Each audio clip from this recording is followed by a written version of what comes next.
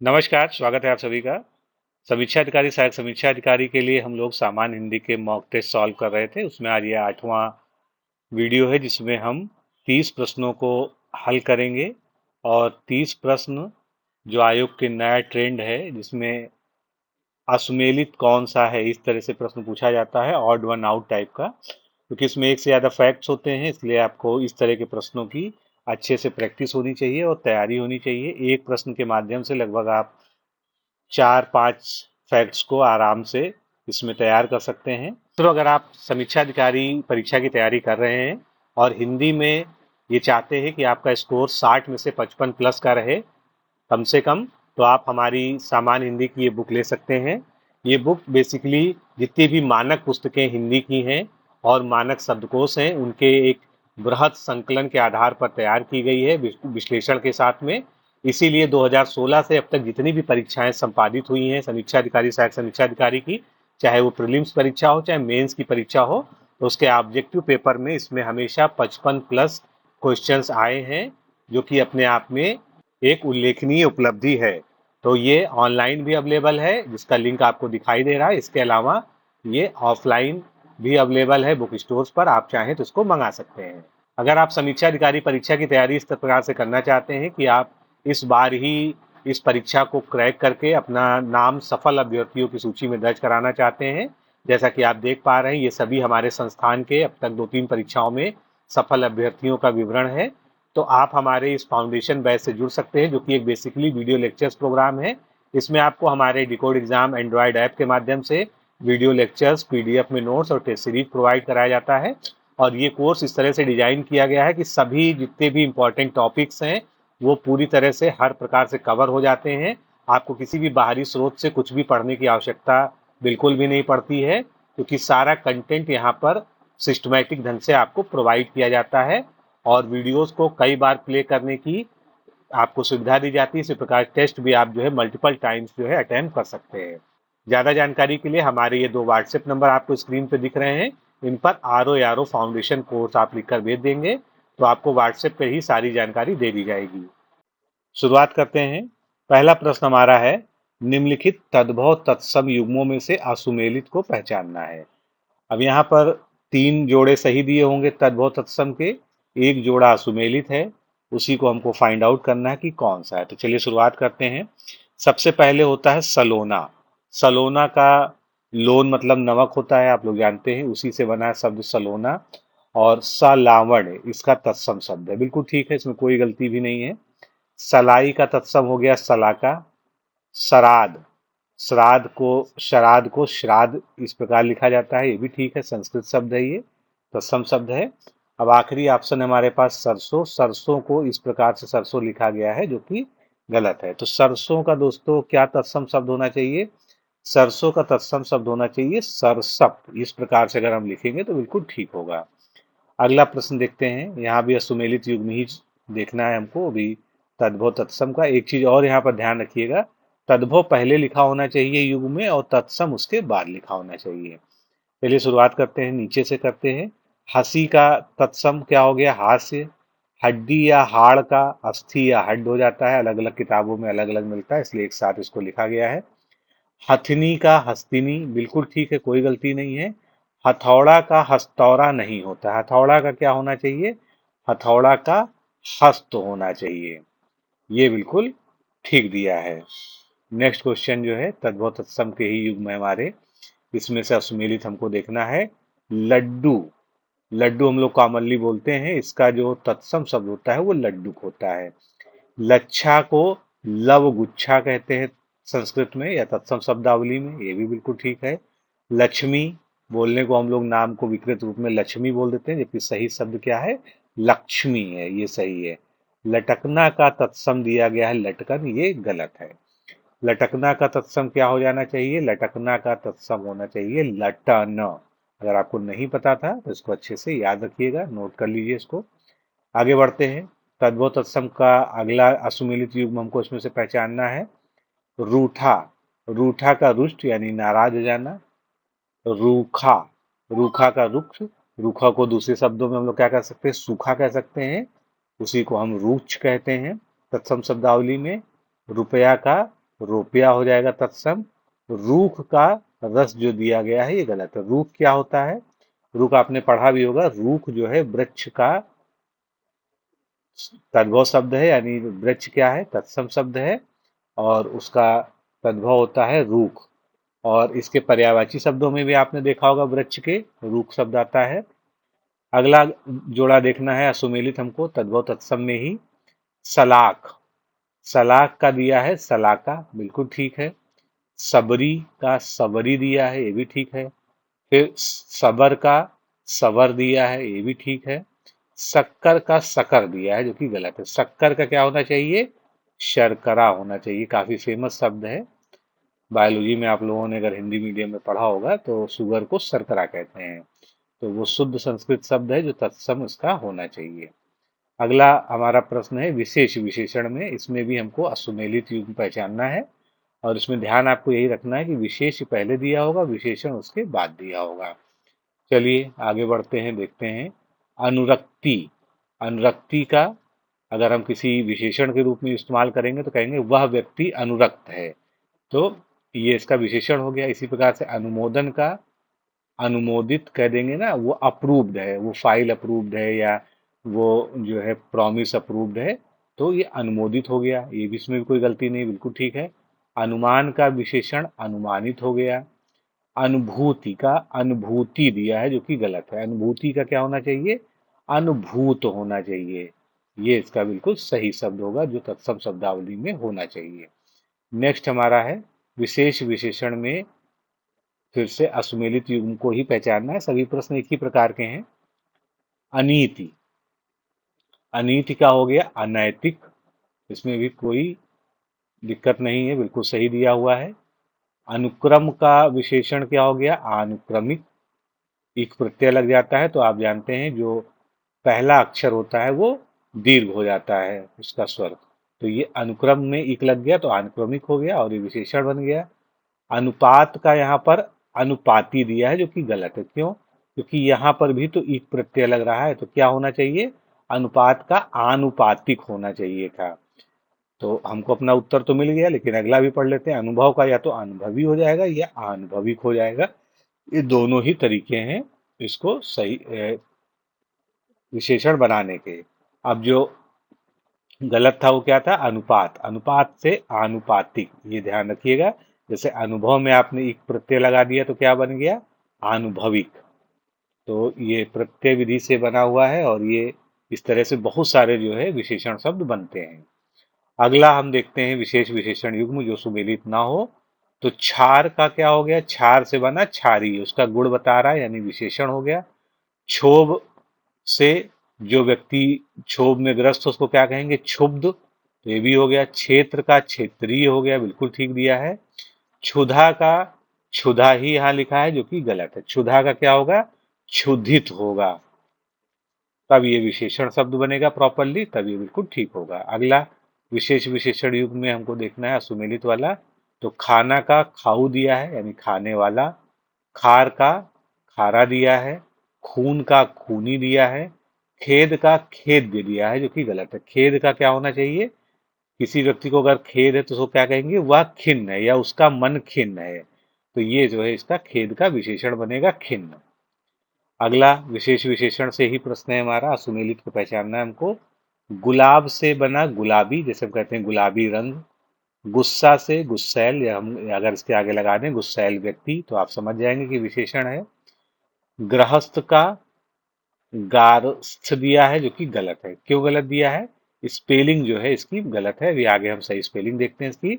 और गेरू से बन गया गेरुआ, ये बिल्कुल ठीक है। तो गृहस्थ को गारहस्थ क्यों लिखते हैं? ये इस प्रकार लिखते हैं विशेषण जब इसका बनता है। और एक चीज ध्यान रखिएगा, ये वर्तनी शुद्धिकरण में भी बहुत पूछा जाता है, इंपॉर्टेंट है, क्योंकि इसको लिखने का थोड़ा सा जो स्पेलिंग है वो अलग तरीके की है, इसलिए इसको लिख के ही प्रैक्टिस करिएगा तो अच्छा रहेगा। अगला देखते हैं विलोम युग्मों में से सुमेलित को हमको पहचानना है। अब विलोम वाले शुरू हो गए। विलोम वाले थोड़े इजी लगते हैं आप लोग को। अध्याय का अनध्याय, बिल्कुल ठीक है। आध्यात्मवादी अगर कोई है तो उसका उल्टा हो जाएगा जड़तावादी, बिल्कुल ठीक है। अध्यवसाय का अनध्यवसाय, बिल्कुल ठीक है। अधूरा का आधा नहीं रहेगा। अधूरा का क्या रहेगा? अधूरा का पूरा रहेगा। ये तो बहुत इजी है, आप लोग जानते हैं, इसमें कोई दिक्कत नहीं है। अगला विलोम युग्म देखते हैं कौन सा गलत है। उद्यम का आलस्य, और यहीं पर उद्यमी होता तो उसका आलसी हो जाता। उधार का विलोम हो गया नगद। उद्वेग मतलब जो अशांत हो, उसका विलोम हो जाएगा निरुद्वेग। और उद्योगी का अनुद्योगी दिया है, जबकि गलत है। क्या होना चाहिए? उद्योगी का अनुद्योगी होना चाहिए। इस तरह से लिखते तो ये बिल्कुल करेक्ट होता। अगला प्रश्न देख लेते हैं, विलोम का ही है। एड़ी का विलोम चोटी, कहते हैं ना एड़ी से चोटी तक का जोर लगा दिया, तो एड़ी का विलोम शब्द जो है चोटी हो जाएगा। ऐच्छिक का अनैच्छिक हो जाएगा। एक का अनेक हो जाएगा। एषणा का अनसड़ा नहीं होगा, क्या होगा? अनैषणा होगा। स्पेलिंग का जो है इसमें इश्यू है, नहीं तो ये अनैषणा ही बोला जाएगा। तो कैसे लिखना है इसको भी लिखकर जरूर प्रैक्टिस करें, नहीं तो आगे कंफ्यूजन आपको हो सकती है। अगला प्रश्न लेते हैं, ये भी विलोम का ही है। इसमें हमको असुमेलित युग्म को पहचानना है। तो खंड का अखंड, यानी जो खंडित ना हो, और खंड का मतलब जो खंडित हो। खरीदना का बेचना। खरीद का बिक्री हो जाएगा, बिल्कुल ठीक है। खरा का नखरा दिया है, जो कि गलत है। खरा का मतलब क्या होता है? खरा का मतलब प्योर जो हो, तो उसका उल्टा हो जाता है खोटा। कहते हैं ना कि ये खोटा सिक्का है। तो इस प्रकार जो है खरा का विलोम क्या है? खोटा, जो आपको ध्यान रखना है। अगला विलोम युग्म ही देखना है हमको। घटक का विलोम हो जाएगा अघटक, यहाँ पर दिया है। क्या ये ठीक है? नहीं, घटक का अघटक नहीं होगा। घटक का विलोम हो जाएगा समुदाय। बाकी सभी सुमेलित हैं, लेकिन इसको पढ़ना चाहिए हमको। घटना का बढ़ना। घटित का अघटित, और घटिया का बढ़िया। तो हमारी गलती क्या थी? घटक में थी। घटक का विलोम होता है समुदाय, ना कि आघटक। अगला प्रश्न ले लेते हैं। अगला प्रश्न हमारा अब वाक्यांश से रिलेटेड आ गया। तो हमको देखना है कि इसमें कौन सा वाक्यांश और एक शब्द का जोड़ा है जो कि असुमेलित है। सेम क्वेश्चन जिन पे हम लोग प्रैक्टिस कर रहे हैं। तो शुरुआत करते हैं पहले से। अपने आप को बेचने वाला दास, उसको क्या कहते हैं? आत्म विक्रयी कहते हैं। आत्म का मतलब स्वयं को, विक्रयी का मतलब विक्रय कर देना। और इसको स्पेसिफिकली उसके लिए यूज करते हैं जो अपने आप को दास के रूप में किसी को बेच देता है, या कुछ धन के बदले जो है किसी का दास बन जाता है। आगे देखते हैं, अपने को धोखा देने वाला आत्मवंचक। वंचक मतलब ही होता है धोखा देने वाला। आत्म मतलब स्वयं को। फिर अपने जीवन का स्वलिखित इतिहास, जो खुद अपनी जीवनी लिखता है उसको क्या कहते हैं हम? आत्मकथा कहते हैं। तो ये तीनों ही से सही है। फिर जो गलत है वो क्या है? अपने को धोखा देना। अपने को धोखा देना जो है धोखेबाज नहीं होता। धोखेबाज तो वो होता है जो किसी को भी धोखा दे सकता है। धोखा देने वाला धोखेबाज कहलाता है। अपने को धोखा देना, उसके लिए एक सही शब्द है आत्मवंचना। अगला हम देखते हैं प्रश्न। इसमें भी वाक्यांश हमको देखना है कि कौन सा असुमेलित है। चलिए एक एक करके पढ़ते हैं। आगे घटित होने वाला, तो आगे घटित होने वाला या भविष्य में होने वाला, उसके लिए हम एक शब्द प्रयोग करते हैं भावी। इसके बाद आटा पीसने वाली स्त्री, इसके लिए एक शब्द का हम प्रयोग करते हैं पिसनहारी। इसके बाद अगला पढ़ते हैं हम। आत्मा से संबंध रखने वाला, यानी जो आत्मा से संबंध रखने वाला, चाहे विषय हो चाहे विज्ञान हो, तो उसको हम कहते हैं आध्यात्मिक। फिर नेक्स्ट है हमारा आदर पूर्वक सिर पर धारण करने या स्वीकार करने योग्य। उसके लिए एक शब्द दिया हुआ है यहाँ पर आदरणीय। तो आदरणीय का सीधा सा मतलब होता है आदर करने योग्य। और यहाँ पर पूछा हुआ सिर पर धारण करने वाला या आदर पूर्वक सिर पर धारण करने वाला, तो उसके लिए एक शब्द होता है सिरोधार्य। कहते हैं ना कि आपका आदेश मुझे सिरोधार्य है, यानी आप जो भी आदेश करेंगे वो मुझे जो है मैं उसको अपने सिर पर धारण करता हूँ, यानी वो मेरे लिए सबसे ज्यादा महत्वपूर्ण है। तो ये सिरोधार यहाँ पर होना चाहिए। अगला देखते हैं वाक्यांश कौन सा जो है सुमेलित नहीं है।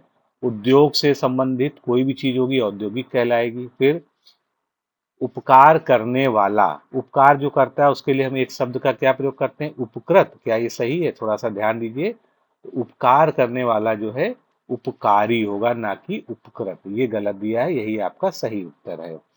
तो उपकार करने वाला हो गया उपकारी। बाकी को भी पढ़ लेते हैं। उपकार के प्रति किया गया उपकार या भलाई के बदले की गई भलाई, यानी किसी ने आपका भला किया, आपने उसका भला कर दिया। तब ऐसी कंडीशन में जो स्थिति उत्पन्न हुई उसको हम कहेंगे प्रत्युत्कार, यानी उपकार के बदले किया गया उपकार। फिर उपनिवेश से संबंधित कोई भी चीज होगी, चाहे वो शासन हो चाहे कोई व्यवस्था हो, तो उसको हम कहेंगे औपनिवेशिक। एक प्रत्यय लग जाता है उपनिवेश में, तो ये औपनिवेशिक बन जाता है। नेक्स्ट जो है हमारा वाक्यांश, और उनके लिए एक शब्दों का असुमेलित युग्म देखना है। किसी कार्य को करने या जानने की ईर्षा क्या कहलाती है? इच्छा, सॉरी, चिकीर्षा कहलाती है, बिल्कुल ठीक है। किसी काम को चित्त लगाकर करना या पूरी लगन के साथ कहना, तो उसको कहते हैं दत्तचित्त, ये भी ठीक है, इसमें कोई गलती नहीं है। किसी काम में दूसरे से आगे बढ़ जाने की प्रबल इच्छा कहलाती है स्पर्धा, और दूसरे के प्रति स्पर्धा प्रतिस्पर्धा कहलाती है, तो ये भी ठीक है। अब बचा आखिरी में डी, यही गलत होना चाहिए प्रश्नों के हिसाब से। तो किसी काम या बात में अति करने वाला व्यक्ति जो है अति बातूनी, ये बिल्कुल गलत है। इसका सही शब्द क्या होगा? अतिवादी, यानी जरूरत से ज्यादा बोलने वाला, जरूरत से ज्यादा बातें करने वाला अतिवादी कहलाएगा। वाक्यांश में ही 20 अगला प्रश्न देखते हैं हम। किसी वस्तु को प्राप्त करने की तीव्र इच्छा क्या कहलाती है? तो यहाँ पर दिया है तितीर्षा, जो कि गलत है। सही शब्द क्या होना चाहिए? किसी वस्तु को प्राप्त करने की तीव्र इच्छा कहलाती है अभीप्सा। उसके बाद बाकी को भी पढ़ लेते हैं, महत्वपूर्ण है। किसी वस्तु को रखने का छोटा पात्र क्या कहलाता है? डलिया। किसी वस्तु या विषय के अंगों को अलग अलग करके देखना क्या कहलाता है? विश्लेषण। किसी विचार को कार्य रूप में बदलना कार्यान्वयन या क्रियान्वयन। तो ये सभी जो है बिल्कुल ठीक है। चलिए अगले तरह के प्रश्न देखते हैं। यहाँ पर अशुद्ध शुद्ध वर्तनी के असुमेलित युग्म को हमको पहचानना है। तो पहला हो गया गौरव का गौरव, कोई दिक्कत नहीं, बिल्कुल ठीक लिखा है। पौरुष का पौरुष हो गया। गौतम का गौतम हो गया। नौकरी का नौकरी लिखा है, जो कि गलत है। नौकरी का क्या होना चाहिए? नौकरी। ये शब्द जो है बिल्कुल ठीक होता। अगला वर्तनी में ही देखते हैं हम। तो पहला है हमारा मिष्ठान, जबकि सही शब्द क्या है? मिष्टान्न होता है। इकट्ठा का जो है यहाँ पर देखिए दोनों ही ठा है, जो कि गलत है। टा के नीचे ठा आता है, इसको ध्यान रखिएगा लिखने में भी, इसीलिए इसको लिख के जरूर प्रैक्टिस करिएगा। स्पष्ट में ठा दिया है, जो कि गलत है। सही क्या है? स्पष्ट होना चाहिए। दुष्ट में ठा दिया है, जबकि होना क्या चाहिए? दुष्ट होना चाहिए, जो कि यहाँ गलत दिया है। दुष्ट इस प्रकार होता तो ठीक होता, यानी डी ऑप्शन जो है यही हमारा इनकरेक्ट था या असुमेलित था। ये इस प्रकार इसको जो है हम सुमेलित कर सकते हैं। अगला हमारा है अशुद्ध युग्म, देखना है वर्तनी का। तो इसमें जो है नर्क के सामने क्या लिखा है? नरक, जो कि गलत है। नर्क कैसे लिखा जाता है सही? नरक। ये जो है इसका शुद्ध शब्द होता है, जबकि हम लोग समझते हैं कि नर्क ये वाला सही होता है, बहुत ज्यादा यूज भी होता है ये, जो कि गलत होता है। सामने शासकीय और 39, ये बिल्कुल ठीक दिए हैं, इनमें कोई भी गलती नहीं है। अगला प्रश्न है, इसमें आपको अशुद्ध वाक्य को पहचानना है। अभी तक वर्तनी हमने देखी, तो पहला देखते हैं हम। नई कविता समझ में नहीं आती, बिल्कुल ठीक है, कोई गलती नहीं है। सीता के लिए आम लाओ, ये भी ठीक है। तुम्हें पुस्तकें पढ़नी चाहिए, ये भी ठीक है। यहाँ शुद्ध गाय का दूध मिलता है। अब यहाँ पर पढ़ने में क्या लग रहा है कि गाय शुद्ध है, ना कि दूध। तो यहाँ पर क्या है? क्रम का जो है शब्द क्रम की गलती है। क्या होना चाहिए?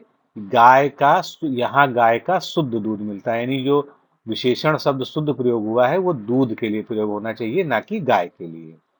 अगला अशुद्ध वाक्य हमको देखना है इसमें। कृपया मुझे अंदर आने दें, क्या ये ठीक है? बिल्कुल ठीक है। यह मीनार बहुत ऊंची है, ये भी बिल्कुल ठीक है। राम अनेक भाषाएं जानता है, ये भी बिल्कुल ठीक है। वह आदमी बहुत चौड़ा है, तो बोलने को तो कह देते हैं कि लंबा चौड़ा आदमी है, लेकिन आदमी के लिए चौड़ा शब्द ठीक नहीं होता है, ये निर्जीव वस्तुओं के लिए ठीक होता है। तो यहाँ पर क्या प्रयोग करेंगे? वह आदमी बहुत मोटा है। नेक्स्ट है, इनमें से अंक का पर्यायवाची नहीं है। अगर अंक के बारे में आपने ध्यान दिया होगा, तो अंक एक अनेकार्थी शब्द है, जिसके बहुत सारे अर्थ होते हैं। तो इसका आपको पर्यायवाची शब्द अगर पता होना चाहिए, उसके लिए आपको इसका अनेकार्थी शब्द का भी ज्ञान होना चाहिए। तो सबसे पहला अंक का पर्यायवाची है संख्या, आंकड़ा भी होता है, निशान भी होता है। कम जो है इसका पर्यायवाची या अनेकार्थी नहीं होता है। अब आप देख सकते हैं अंक के कितने पर्यायवाची हैं। एक तो संख्या कहेंगे, नंबर, आंकड़ा, निशान, चिन्ह, छाप, गोद, अंकवार, आंक, दाग, धब्बा, क्रमांक, अदद, गिनती, पार्श्व, प्रतीक, संस्करण, हृदय और सर्ग। ये सभी अंक के अनेकार्थी शब्द हैं। इसीलिए कहा जाता है कि जब आप पर्यायवाची पढ़ें तो अनेकार्थी जरूर पढ़ें, क्योंकि दोनों ही एक दूसरे से रिलेटेड हैं। अंकुश का पर्यायवाची इसमें से क्या नहीं है, ये आपको बताना है। तो अंकुश का जो है, आप लोगों ने बहुत कॉमन अगर पर्यायवाची पढ़ा होगा या अर्थ पढ़ा होगा, उसको हम नियंत्रण या पाबंदी या रोक कहते हैं। तो ये तीन तो आपने पढ़ा होगा बिल्कुल, और यही आपका सही उत्तर है। अनिवार्य से अंकुश का कोई लेना देना नहीं है। अब अंकुश के जो है कई सारे अर्थ होते हैं, डिक्शनरी मीनिंग्स जो है जो अनेकार्थी में आते हैं। नियंत्रण, पाबंदी, रोक, अंकुशी, दबाव, गजांकुश। गजांकुश का मतलब क्या होता है? जो हाथी पर बैठता है महावत, और उसको कंट्रोल करने के लिए जो हाथ में एक लोहे का तीर नुमा भाला रहता है छोटा सा, उसको भी उसको गजांकुश कहते हैं। उसी को यहाँ पर बड़ा करके लिखा गया है कि हाथी को नियंत्रित करने की कील, या नियंत्रित करने या रोकने का तरीका, दाब, प्रशासन और शासन, ये सभी अंकुश के समानार्थी शब्दों में आते हैं। अगला हम देखते हैं, अंतर्ध्यान का पर्यायवाची इसमें से नहीं है। अंतर्ध्यान का पर्यायवाची इसमें से कौन सा नहीं है? अंतर्ध्यान का मतलब तो गायब होना होता है, तो हम लोग बहुत कॉमनली जानते हैं। अदृश्य होना उसी का समानार्थी हो गया। ओझल होना भी हो गया। यानी आवेश जो है इससे रिलेटेड नहीं है। अंतर्ध्यान का आवेश से कोई संबंध नहीं है। आवेश को अगर हम इंग्लिश में जानते हैं चार्ज, तो अंतर्ध्यान का पर्यायवाची शब्दों में गायब, लुप्त, ओझल और अदृश्य आते हैं। नेक्स्ट क्वेश्चन हम देखते हैं, अथाह का पर्यायवाची इसमें से नहीं है। अथाह को अगर हम लोग सामान्य रूप से शाब्दिक अर्थ देखें, जिसकी थाह नहीं है, यानी जिसकी कोई गहराई या जिसका कोई जो है कोई इसका ओर छोर ना मिलता हो, तो उसके लिए कई सारे शब्द हो सकते हैं। अगाध हो सकता है, कहते हैं ना मैं तुमसे अगाध प्रेम करता हूँ, यानी उसकी कोई गहराई नहीं है। गहरा हो सकता है, अज्ञेय हो सकता है, यानी जो ज्ञात ना हो। तो ये तीनों तो इसके पर्यायवाची हो गए। बड़ा इससे कोई संबंधित नहीं है, बड़ा इसका समानार्थी नहीं है। अब देखिए, अथाह या अगाध जो है कई सारे शब्दों के जो है इसके अनेकार्थी होते हैं। अगाध, गहरा, अजेय, दुर्बोध, अपार, असीम, बहुत, अकूत, अनुमानातीत, अगणनीय, अतुल, अत्यधिक, अमित, निश्चीम। अमित और निश्चीम अलग अलग हैं, वो एक ही में सेट के लिख गया है। बेमुचार, अतल, बहुत गहरा, निश्चीम, गंभीर, अगम्य, गहन, अतल स्पर्शी। तो ये सभी जो है अथाह के अनेकार्थी या समानार्थी शब्द हो गए। फिर अगला है, इंद्रजीत का पर्यायवाची इसमें से क्या नहीं है। इंद्रजीत का एक तो शाब्दिक अर्थ होता है जिसने इंद्र को जीत लिया, और एक दूसरा अर्थ होता है जिसने इंद्रियों को जीत लिया। तो इसमें जो है इसकी देख लेते हैं कौन सा नहीं है। तो इसका एक तो हो गया इंद्र दमन, यानी इंद्र का दमन करने वाला। एक इसका अर्थ हो गया इंद्रजीत, और एक उसको मेघनाद को इंद्रजीत कहते हैं क्योंकि उसने इंद्र को जीत लिया था। तो ये तीन तो हो गए। इंद्रिय से इसका कोई संबंध नहीं है। तो इंद्रजीत के अनेकार्थी शब्द हो गए इंद्रदमन, इंद्रजीत और मेघनाद। ये बिल्कुल ठीक जो है दिया हुआ है। तो मित्रों, इस तरह से आज के इस सेशन में हमने 30 प्रश्नों को हल किया। सभी प्रश्न महत्वपूर्ण हैं और सभी बहुत ही सोच विचार कर बनाए गए प्रश्न हैं, जिससे आप डिफिकल्ट लेवल के साथ में जो है अपनी प्रैक्टिस कर सके। क्योंकि हिंदी में आप लोग को आसान प्रश्नों की अच्छी प्रैक्टिस है, आपने खूब तैयारी कर रखी है। लेकिन थोड़ा सा जहाँ पर कठिन प्रश्न आता है, जहाँ पर जो है तर्क और बाकी ज्ञान का असली इस्तेमाल होता है, उस तरह के अभ्यास करने से हमारे जो गलत होने वाले प्रश्न हैं वो गलत नहीं होंगे। तो अभी के लिए इतना ही। फिर मिलते हैं अगले एपिसोड में। नमस्कार, धन्यवाद।